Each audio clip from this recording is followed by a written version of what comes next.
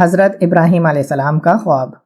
جب حضرت اسماعیل علیہ السلام اتنی عمر کو پہنچ گئے کہ وہ اپنے والد کے ساتھ چلنے پھرنے اور کام کرنے کے قابل ہو گئے تو حضرت ابراہیم علیہ السلام نے ایک خواب دیکھا۔ اللہ تعالیٰ فرماتا ہے فَلَمَّا بَلَغَ مَعَهُ السَّعْيَ قَالَ يَا بُنَيَّ إِنِّي أَرَىٰ فِي الْمَنَامِ أَنِّي أَذْبَحُكَ فَانظُرْ مَاذَا تَرَىٰ قَالَ يَا أَبَتِ افْعَلْ مَا تُؤْمَرُ سَتَجِدُنِي إِن شَاءَ اللَّهُ مِنَ الصَّابِرِينَ۔ پھر جب وہ پہنچا اس کے ساتھ بھاگ دوڑ کرنے کی عمر کو تو اس نے کہا اے میرے بیٹے، میں دیکھ رہا ہوں خواب میں کہ میں تمہیں ذبح کر رہا ہوں، تو دیکھو تمہاری کیا رائے ہے؟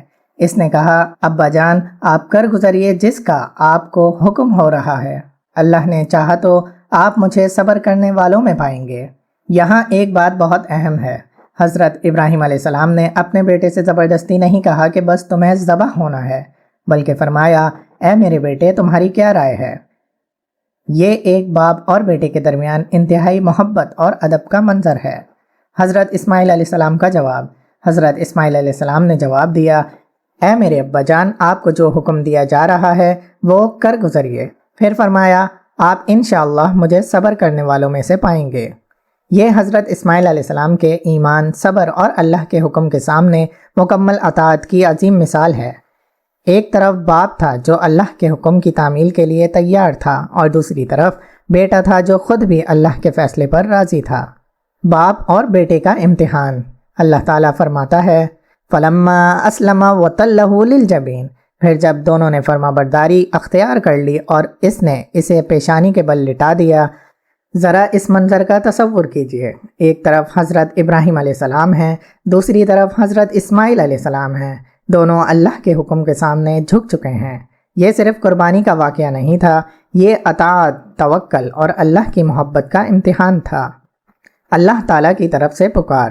جب دونوں نے اللہ کے حکم کے سامنے مکمل طور پر سر تسلیم خم کر دیا تو اللہ تعالیٰ نے حضرت ابراہیم علیہ السلام کو پکارا وَنَادَيْنَاهُ أَن يَا إِبْرَاهِيمُ، اور ہم نے اسے پکارا کہ اے ابراہیم قَدْ صَدَّقْتَ الرُّؤْيَا، تم نے خواب سچ کر دکھایا۔ یعنی حضرت ابراہیم علیہ السلام نے اللہ کے حکم کی تعمیل میں کوئی کمی نہیں چھوڑی۔ اب اللہ تعالیٰ نے اس امتحان کا نتیجہ بیان فرمایا اِنَّا كَذَلِكَ نَجْزِي الْمُحْسِنِينَ إِنَّ هَذَا لَهُوَ الْبَلَاءُ الْمُبِينُ۔ یقیناً ہم اسی طرح بدلہ دیتے ہیں محسنین کو، یقیناً یہ بہت بڑی آزمائش تھی۔ عظیم قربانی۔ پھر اللہ تعالیٰ فرماتا ہے وَفَدَيْنَاهُ بِذِبْحٍ عَظِيمٍ، اور ہم نے اسے ایک عظیم قربانی کے بدلے چھڑا لیا۔ یوں حضرت اسماعیل علیہ السلام کو اللہ تعالیٰ نے محفوظ فرما لیا اور ان کی جگہ ایک عظیم قربانی عطا فرمائی۔ یہی وہ واقعہ ہے جس کی یاد میں مسلمان ہر سال عید الاضحیٰ کے موقع پر قربانی کرتے ہیں۔ کیا قربانی صرف گوشت کا نام ہے؟ حضرت ابراہیم علیہ السلام اور حضرت اسماعیل علیہ السلام کے واقعے سے ہمیں یہ معلوم ہوتا ہے کہ قربانی کا اصل مقصد صرف جانور ذبح کرنا نہیں، بلکہ اللہ کے حکم کے سامنے سر جھکا دینا۔ انسان کے لیے جو چیز سب سے زیادہ محبوب ہو، اگر اللہ تعالیٰ اس کی اطاعت کا تقاضا کرے تو مومن اللہ کی رضا کو ہر چیز پر مقدم رکھتا ہے۔ اللہ تعالیٰ فرماتا ہے لَن يَنَالَ اللَّهَ لُحُومُهَا وَلَا دِمَاؤُهَا وَلَٰكِن يَنَالُهُ التَّقْوَىٰ مِنكُمْ۔ اللہ تک نہ تو ان کے گوشت پہنچتے ہیں اور نہ ان کے خون، لیکن اس تک پہنچتا ہے تمہاری طرف سے تقویٰ۔ یعنی اللہ تعالیٰ کو ہمارے جانور کے گوشت یا خون کی ضرورت نہیں، اصل چیز تقویٰ اور اخلاص ہے۔ حضرت ابراہیم علیہ السلام کا مقام۔ اللہ تعالیٰ نے حضرت ابراہیم علیہ السلام کو صرف نبی ہی نہیں بلکہ اپنا خلیل بنایا، اور قرآن میں اللہ تعالیٰ فرماتا ہے إِنَّ إِبْرَاهِيمَ كَانَ أُمَّةً قَانِتًا لِلَّهِ حَنِيفًا وَلَمْ يَكُ مِنَ الْمُشْرِكِينَ۔ یقیناً ابراہیم ایک امت تھے، اللہ کے لیے فرما بردار اور یکسو، اور آپ مشرکین میں سے نہیں تھے۔ یعنی وہ ایک ایسے مقام پر تھے کہ اکیلے ہونے کے باوجود پوری ایک امت کے لیے نمونہ بن گئے۔ حضرت ابراہیم علیہ السلام کی آخری عظیم نصیحت۔ حضرت ابراہیم علیہ السلام نے اپنی اولاد کو بھی اسی دین کی وصیت کی۔ اللہ تعالیٰ فرماتا ہے وَوَصَّىٰ بِهَا إِبْرَاهِيمُ بَنِيهِ وَيَعْقُوبُ يَا بَنِيَّ إِنَّ اللَّهَ اصْطَفَىٰ لَكُمُ الدِّينَ فَلَا تَمُوتُنَّ إِلَّا وَأَنتُم مُّسْلِمُونَ۔ اور ابراہیم نے اپنے بیٹوں کو اور یعقوب نے بھی یہی وصیت کی اے میرے بیٹو، اللہ نے تمہارے لیے یہ دین پسند فرمایا ہے، لہٰذا تمہیں موت نہ آئے مگر اس حال میں کہ تم مسلمان ہو۔ یہی حضرت ابراہیم علیہ السلام کی پوری زندگی کا خلاصہ ہے۔ اللہ کو ایک ماننا، اسی کی عبادت کرنا، اسی پر بھروسہ کرنا اور اسی کے حکم کے سامنے مکمل طور پر جھک جانا۔ حضرت ابراہیم علیہ السلام اور مردوں کے زندہ ہونے کا مشاہدہ۔ حضرت ابراہیم علیہ السلام اللہ تعالیٰ پر مکمل ایمان رکھتے تھے، لیکن وہ اللہ تعالیٰ کی قدرت کا ایک خاص مشاہدہ کرنا چاہتے تھے۔ انہوں نے عرض کیا وَإِذْ قَالَ إِبْرَاهِيمُ رَبِّ أَرِنِي كَيْفَ تُحْيِي الْمَوْتَى، اور یاد کرو جبکہ ابراہیم علیہ السلام نے بھی کہا تھا پروردگار ذرا مجھے مشاہدہ کرا دے کہ تو مردوں کو کیسے زندہ کرے گا۔ اللہ تعالیٰ نے فرمایا قَالَ وَلَمْ تُؤْمِنْ، اللہ تعالیٰ نے فرمایا کہ کیا تم اس بات پر ایمان نہیں رکھتے؟ حضرت ابراہیم علیہ السلام نے عرض کیا قَالَ بَلَى وَلَكِنْ لِيَطْمَئِنَّ قَلْبِي، کہا کیوں نہیں، ایمان تو رکھتا ہوں لیکن چاہتا ہوں کہ میرا دل پوری طرح مطمئن ہو جائے۔ یہاں حضرت ابراہیم علیہ السلام کے بارے میں کوئی شک یا ایمان کی کمی مراد نہیں، وہ پہلے ہی اللہ تعالیٰ پر ایمان رکھتے تھے، بلکہ وہ چاہتے تھے کہ آنکھوں سے اس قدرت کا مشاہدہ بھی کر لیں تاکہ دل کا اطمینان مزید بڑھ جائے۔ اللہ تعالیٰ نے فرمایا قَالَ فَخُذْ أَرْبَعَةً مِّنَ الطَّيْرِ فَصُرْهُنَّ إِلَيْكَ ثُمَّ اجْعَلْ عَلَىٰ كُلِّ جَبَلٍ مِّنْهُنَّ جُزْءًا ثُمَّ ادْعُهُنَّ يَأْتِينَكَ سَعْيًا، فرمایا اچھا تو 4 پرندے لے لو اور انہیں اپنے ساتھ مانوس کر لو، پھر ان کے ٹکڑے کر کے ہر پہاڑ پر ان کا ایک ایک ٹکڑا رکھ دو، پھر ان کو پکارو تو وہ تمہارے پاس دوڑتے ہوئے آئیں گے۔ پھر فرمایا وَاعْلَمْ أَنَّ اللَّهَ عَزِيزٌ حَكِيمٌ، اور جان لو کہ اللہ تعالیٰ زبردست ہے، کمال حکمت والا۔ یہ واقعہ قیامت کے دن دوبارہ زندہ کیے جانے کی قدرت کی ایک عظیم نشانی ہے۔ حضرت ابراہیم علیہ السلام کی دعائیں۔ حضرت ابراہیم علیہ السلام کی زندگی کا ایک نمایاں پہلو ان کی دعائیں بھی ہیں۔ انہوں نے اپنے رب سے ہمیشہ اپنی ذات کے ساتھ ساتھ اپنی اولاد اور آنے والی نسلوں کے لیے بھی دعا کی۔ حضرت ابراہیم علیہ السلام نے دعا کی رب اجعلنی مقیم الصلاۃ ومن ذریتی، اے میرے پروردگار مجھے بنا دے نماز قائم کرنے والا اور میری اولاد میں سے بھی۔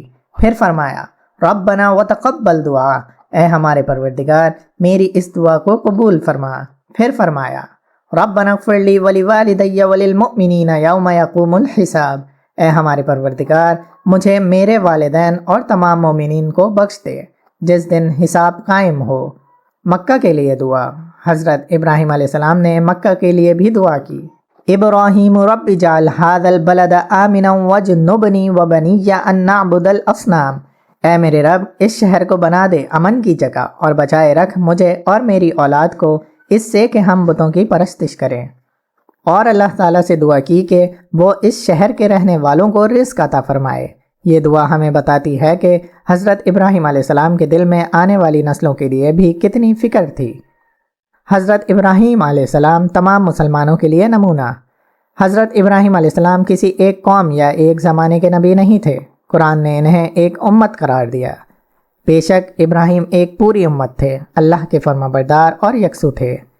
اور اللہ تعالیٰ نے فرمایا قد کانت لکم اسوۃ حسنۃ فی ابراہیم، یقیناً تمہارے لیے ابراہیم ایک بہترین نمونہ ہے۔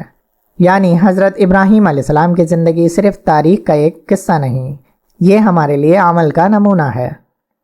حضرت ابراہیم علیہ السلام کا سب سے بڑا پیغام توحید۔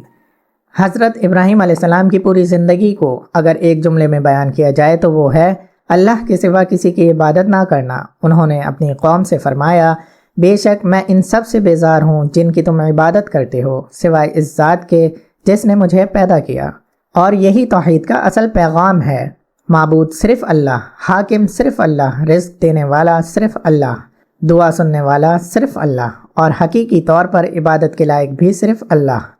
حضرت ابراہیم علیہ السلام اللہ کے عظیم نبی اور خلیل تھے۔ ان کی نسل میں نبوت کا عظیم سلسلہ جاری ہوا اور انہوں نے اپنی پوری زندگی اللہ کی توحید اور اطاعت کے لیے وقف کر دی۔ حضرت ابراہیم علیہ السلام کی زندگی سے ہمیں کیا سبق ملتا ہے؟ اگر ہم حضرت ابراہیم علیہ السلام کی پوری زندگی پر غور کریں تو کئی عظیم سبق سامنے آتے ہیں۔ حق کے لیے اکیلے بھی کھڑا ہونا پڑے تو کھڑے ہو جائیں۔ حضرت ابراہیم علیہ السلام نے پوری قوم کے مقابلے میں توحید کی آواز بلند کی۔ اللہ پر مکمل بھروسہ رکھیں۔ آگ سامنے تھی لیکن اللہ تعالیٰ نے انہیں بچا لیا۔ اللہ کے حکم کو اپنی خواہش پر مقدم رکھیں۔ حضرت ابراہیم علیہ السلام نے حضرت اسماعیل علیہ السلام کے معاملے میں یہ ثابت کر دیا۔ اولاد کی اصلاح کی فکر کریں۔ حضرت ابراہیم علیہ السلام اپنی اولاد کے لیے بار بار دعا کرتے تھے۔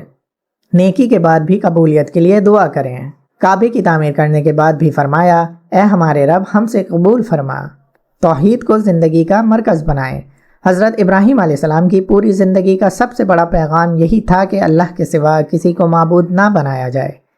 حج کے مناسک اور حضرت ابراہیم علیہ السلام۔ آج حج کے دوران مسلمان جو بہت سے اعمال انجام دیتے ہیں، ان کا تعلق حضرت ابراہیم علیہ السلام اور ان کے خاندان کی عظیم یادوں سے ہے۔ صفا اور مروہ کے درمیان سعی ہمیں حضرت حاجرہ علیہ السلام کی کوشش یاد دلاتی ہے۔ قربانی حضرت ابراہیم علیہ السلام اور حضرت اسماعیل علیہ السلام کی اطاعت کی یاد دلاتی ہے۔ مکہ اور بیت اللہ حضرت ابراہیم علیہ السلام اور حضرت اسماعیل علیہ السلام کی تعمیر کعبہ کی یاد دلاتا ہے، اور رمی جمرات کے مناسک حضرت ابراہیم علیہ السلام کے واقعے سے متعلق روایات کے ساتھ منسوب ہیں۔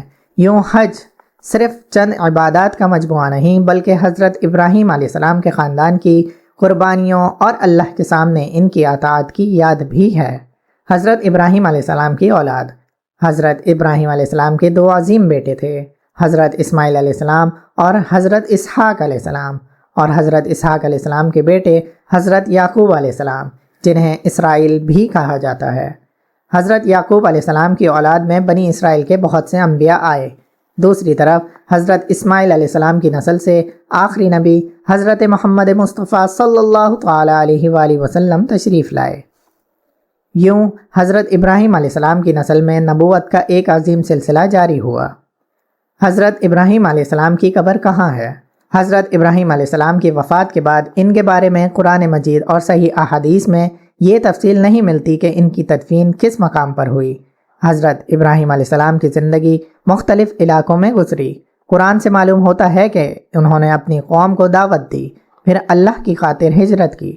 ان کا تعلق عراق کے علاقے سے بیان کیا جاتا ہے، پھر وہ شام، فلسطین کے علاقے کی طرف ہجرت کر گئے۔ حضرت ابراہیم علیہ السلام کی زندگی کے آخری حصے کا تعلق فلسطین کے علاقے خصوصاً الخلیل، ہیبرون سے بیان کیا جاتا ہے۔ مشہور تاریخی اور تفسیری روایات کے مطابق حضرت ابراہیم علیہ السلام کی قبر الخلیل، فلسطین میں موجود مسجد ابراہیم کے احاطے میں واقع مغارۃ المغفیلہ سے منسوب کی جاتی ہے۔ اسی مقام سے حضرت اسحاق علیہ السلام، حضرت یعقوب علیہ السلام اور بعض دیگر بزرگوں کی قبر بھی منسوب کی جاتی ہیں۔ تاہم اس مقام کا تعین قرآن مجید یا کسی صحیح حدیث سے قطعی طور پر ثابت نہیں۔ ہماری زندگی کے لیے آخری سبق۔ حضرت ابراہیم علیہ السلام کی داستان صرف سننے کے لیے نہیں، یہ ہمیں اپنے آپ سے سوال کرنے کے لیے ہے۔ کیا ہماری زندگی میں بھی اللہ کی محبت سب سے بڑھ کر ہے؟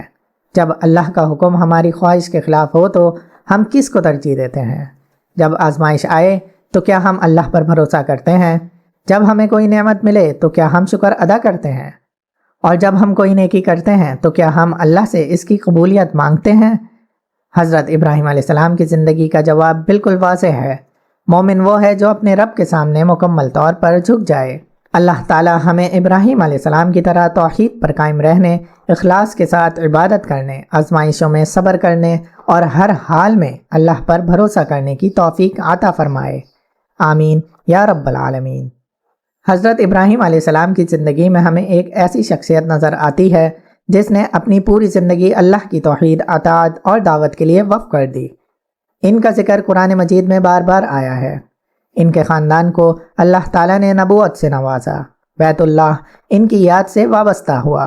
حج کے بہت سے اعمال ان کے خاندان کی قربانیوں کی یاد دلاتے ہیں، اور ہم روزانہ نماز میں درود ابراہیم کے ذریعے ان پر اور ان کی آل پر سلام و رحمت بھیجتے ہیں۔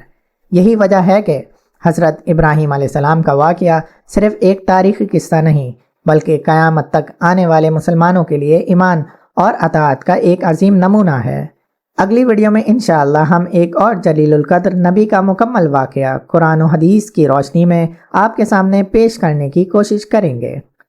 اگر آپ کو یہ سلسلہ پسند آ رہا ہے تو چینل کو سبسکرائب کریں، ویڈیو کو لائک کریں اور بیل آئیکن ضرور دبائیں تاکہ ہماری آنے والی ویڈیوز آپ تک پر وقت پہنچ سکیں۔ اللہ تعالی ہمیں تمام انبیاء کرام علیہم السلام کی زندگیوں سے صحیح سبق حاصل کرنے اور ان کی تعلیمات پر عمل کرنے کی توفیق عطا فرمائے۔ آمین یا رب العالمین۔